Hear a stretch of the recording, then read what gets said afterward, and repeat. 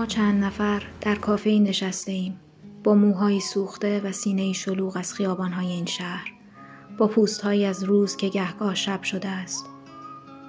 ما چند اسب بودیم که بال نداشتیم، یال نداشتیم، چمنزار نداشتیم. ما فقط دویدن بودیم و با نعل‌های خاکی اسپورت از گلوی گرفته کوچه‌ها بیرون زدیم. درخت‌ها چماق شده بودند و آنقدر گریه داشتیم که در آن همه غبار اشک‌های طبیعی بریزیم. ما شکستن بودیم و مشت‌هایی را که در هوا میچرخاندیم عاقبت بر میز کوبیدیم و مشت‌هامان را زیر میز پنهان کردیم و مشت‌هامان را توی رخت خواب پنهان کردیم و مشت‌هامان را در کشوی آشپزخانه پنهان کردیم و مشت‌هامان را در جیب‌هامان پنهان کردیم. باز کن مشتم را. هر کجای این شهر که دست بگذارم درد می کند. هر کجای این روز که بنشینم شب است. هر کجای خاک دلم نیامد بگویم. این شعر از همان سطرهای اول گلوله خورد، وگرنه تمام نمی شد.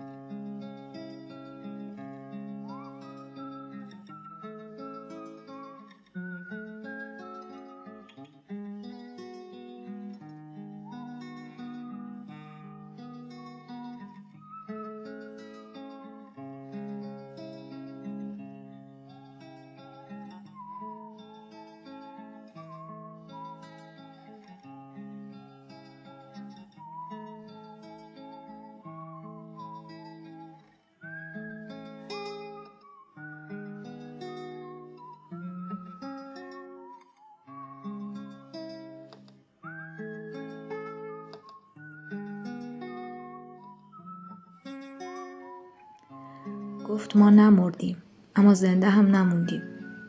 عزیز من، ما حتی قبل از جنگ هم جنگ زده بودیم.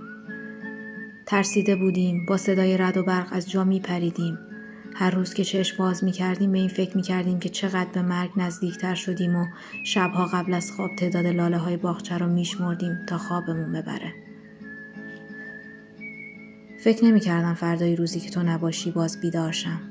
فکر نمی کردم هنوز بتونم اشک بریزم و بخندم و وسط خنده هام صدای تو توی گوشم بپیچه.